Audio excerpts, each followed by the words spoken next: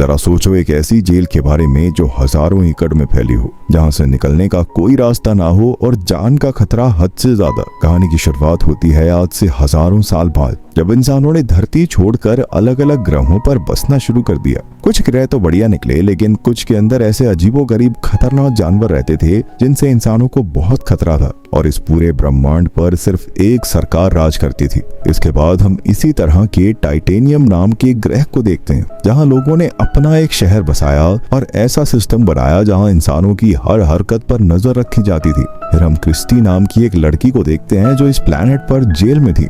इसके बाद हम ऐसे ही 10 कैदियों को देखते हैं जिन्हें शहर से निकाले जाने की सजा दी गई थी। यहाँ किसी को भी मौत की सजा नहीं दी जाती थी, बस शहर से निकाल देते थे, क्योंकि शहर से बाहर यहाँ बहुत ही खतरनाक जीव रहते थे जो मौका मिलते ही उन्हें मार डालते। कैदी अब यहाँ से भागकर कहीं नहीं जा सकते थे, तो इस जगह को एक खुली जेल भी कहा जाता था। अब इन 10 कैदियों को खतरनाक दलदल में से गुजरते हुए पैराडाइज आइलैंड्स तक पहुंचना था, लेकिन सच तो ये था कि आज तक कोई पैराडाइज आइलैंड्स तक पहुंच ही नहीं पाया था। खैर, फिर कैप्टन सभी कैदियों को शहर की सरहद तक ले आया, जहां एक अदृश्य सुरक्षा कवच था। कैप्टन ने सुरक्षा कवच हटाते हुए अर्विन नाम के कैदी के सर से कपड़ा हटाया और फिर उन सब के लिए एक लोहे का बक्सा मंगवाया, जिसमें उनके काम की सारी चीजें थी। अब उनके पास यहाँ से निकलने के लिए 1 घंटे का टाइम था, वरना गार्ड्स उन्हें गोली मार देंगे। ये सुनकर एक औरत तो पागलों की तरह रोते हुए इधर उधर भागने लगी, तो क्रिस्टी ने जैसे तैसे उस औरत को शांत किया। इसके बाद वुल्फ नाम के कैदी ने कहा कि वो सबके बारे में जानना चाहता है। असल में वो खुद ब खुद सबका लीडर बनने की कोशिश कर रहा था, क्योंकि वो पहले भी इन दलदलों में जा चुका है। लेकिन तभी अचानक पेगन नाम का एक खतरनाक कीड़ा जमीन से बाहर आ गया और तुरंत अपने शिकार को लेकर जमीन में वापस चला गया। खैर, फिर क्रिस्टी ने कहा कि वो वुल्फ के साथ नहीं बल्कि अर्विन के साथ आगे बढ़ना चाहती है। तब अर्विन ने कहा कि भाई हमें बक्सा खोलकर चीजें आपस में बांट लेनी चाहिए, फिर अपने अपने रास्ते निकल जाएंगे। लेकिन बक्सा खुलते ही सब एक साथ टूट पड़े और अर्विन के हाथ सिर्फ एक चाकू लगा।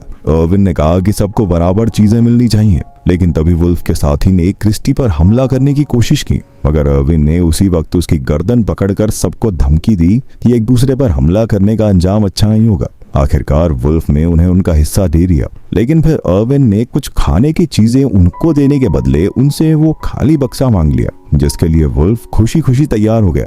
तभी महल से आवाज आई कि कैदियों को अभी के अभी यहाँ से निकालना होगा।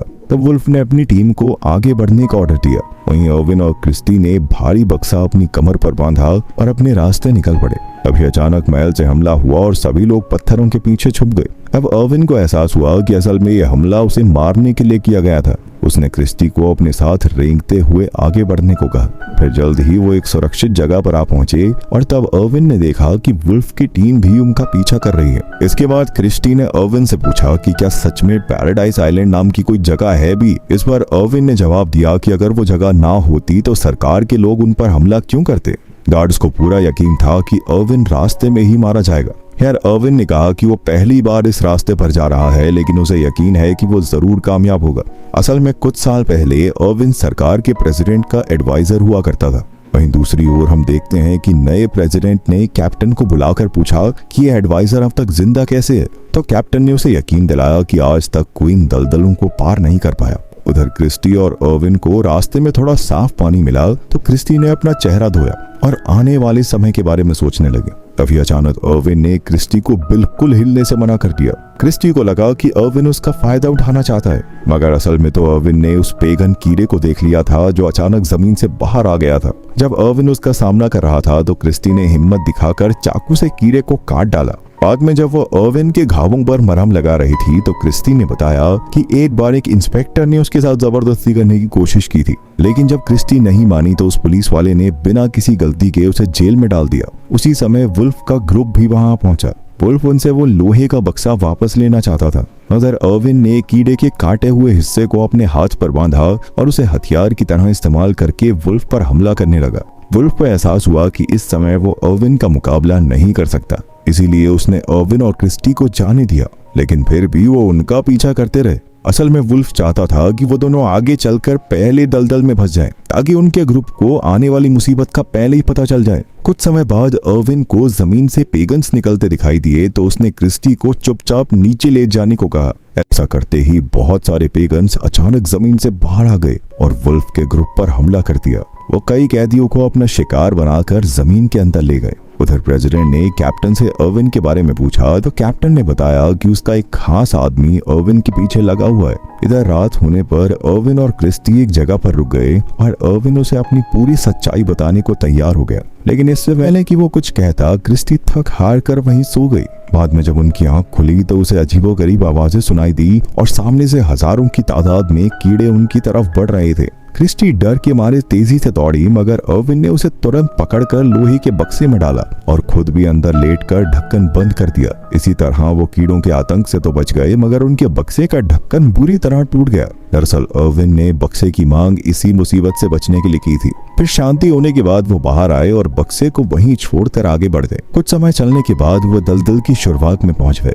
वहीं वुल्फ का पूरा ग्रुप भी उनका पीछा कर रहा था। लेला नाम की एक लड़की को लगा कि ऐसे तो अर्विन और क्रिस्टी ज्यादा आगे निकल जाएंगे, तो वो उनके पास पहुंचने के लिए तेजी से चलने लगी। तब वुल्फ उसे रोकने के लिए दौड़ा, मगर अचानक वो खुद ही दलदल में फंस गया। उसी वक्त लेला ने सबको बताया कि अर्विन असल में पिछले प्रेसिडेंट का एडवाइजर था और वो जानता है कि यहाँ से जिंदा बाहर कैसे निकलना है। फिर यान नाम के एक कैदी ने वुल्फ को बाहर निकाला। खैर रात होने पर अर्विन और क्रिस्टी एक जगह रुके और अर्विन ने उसे कच्चे मेंढक खिलाए। फिर उसने खुद ही क्रिस्टी को बताया कि वो पहले प्रेसिडेंट का एडवाइजर हुआ करता था, लेकिन वहां के सिस्टम का काला सच जब उसके सामने आया तो उसने आम लोगों के सामने उनका पर्दाफाश करने का फैसला किया। अब किसी को भी सीधे तौर पर मारना अलाउड नहीं था, तो सरकार ने उसे मरने के लिए इस दलदल में भेज दिया। लेकिन अर्विन यहाँ आने से पहले इस सिस्टम के अंदर एक ऐसा वायरस डाल के आया है जो एक खास कोड से बंद है और ये कोड उसके सिवा कोई नहीं जानता। अब जल्द ही सिस्टम ठप होने वाला है, कोई हथियार कोई कैमरा काम नहीं करेगा और लोग फिर अपनी मर्जी से एक नया सिस्टम बना सकेंगे। ये सब सुनकर क्रिस्टी ने कहा कि फिर तो सरकार के लोग हाथ धोकर उसके पीछे पड़ जाएंगे, मगर अर्विन ने कहा कि उसे पूरी उम्मीद है कि तब तक वो यहाँ से बचकर निकल जाएंगे। वहीं दूसरी ओर शहर में सरकार का सिस्टम ठप होना शुरू हो गया था। सबसे पहले कम्युनिकेशन सैटेलाइट्स ने काम करना बंद कर दिया। फिर अगली सुबह हम देखते हैं कि लेला और बाकी कैदी जो वुल्फ का ग्रुप छोड़कर आगे बढ़ गए थे, उनका सामना रास्ते में कुछ जंगली लोगों से हुआ। उनकी चीखें जब क्रिस्टी तक पहुंची तो वो दुखी होकर रोने लगी। वो उस इंसान को कोसने लगी जिसने ये सजा बनाई थी, लेकिन असल में किसी को ना मारकर यूं खुले में छोड़ देना अर्विन का ही आइडिया था। ये सुनकर क्रिस्टी को बहुत गुस्सा आया और वो रोते हुए अर्विन पर चिल्लाने लगी। उधर वुल्फ को पत्थरों के पीछे उसके ग्रुप के लोग छिपे हुए दिखाई दिए। तब अपनी जान बचाने के लिए लेला ने वुल्फ को बताया कि उसे प्रेसिडेंट के एडवाइजर को मारने का ऑफर मिला है। अगर उसने अर्विन को मार दिया तो सरकार का हेलीकॉप्टर उसे लेने आएगा। अब वुल्फ के दिमाग में एक आइडिया आया कि अगर वो लेला को ही खत्म कर दे तो सरकार शायद उसे भी ऑफर दे देगी। लेकिन फिर लेला उससे बचकर भागी और दलदल के अंदर एक खूंखार मकड़ी के जाल में जा फंसी। वो बेचारी वहीं तड़प तड़प कर मारी गई। जब कैप्टन को खबर मिली कि उनकी जासूस मारी गई तो उसने सार्जेंट मैटियस को हथियार देकर एडवाइजर को मारने के मिशन पर भेजा। वहीं दूसरी ओर वुल्फ का एक और साथी रास्ते में मारा गया। इधर यान ने अर्विन और क्रिस्टी के पास जाकर उन्हें भटका दिया, जिससे अर्विन वुल्फ के जाल में फंस गया। वुल्फ ने अचानक उसे बांधकर कैद कर लिया था और अब वो उसे मारना चाहता था ताकि सरकार उसे आजाद कर दे। अब कोई और चारा नहीं था, इसलिए अर्विन ने क्रिस्टी को भाग जाने को कहा और क्रिस्टी ने अचानक उसे चूम लिया। इधर वुल्फ ने अर्विन को खड़ा होने को कहा, मगर अर्विन उसकी एक सुनने को राजी नहीं था। इसीलिए वुल्फ को उसे अपनी पीठ पर उठाकर आगे बढ़ना पड़ा। वहीं हम देखते हैं कि सार्जेंट मैटियस और उसका ग्रुप पुरानी जेल के खंडरों में पहुंचे, जहां कई खूंखार अपराधी रहते थे। जल्द ही वुल्फ भी वहां पहुंच गया। फिर उसने अर्विन और क्रिस्टी को एक जगह पहुंचाया और सार्जेंट मैटियस से डील करने पहुंचा, लेकिन उनकी बातचीत के बीच ही अर्विन वहां से भाग निकला। तब वुल्फ ने घबराकर सार्जेंट को कहा कि तुम चिंता मत करो, मैं उसे ढूंढ निकालूंगा, मगर सार्जेंट ने गुस्से में उसे गोली मार दी। फिर सार्जेंट को क्रिस्टी और यान मिले तो सार्जेंट ने यान को भी मार डाला और क्रिस्टी को अपने कब्जे में लेकर आगे बढ़ा।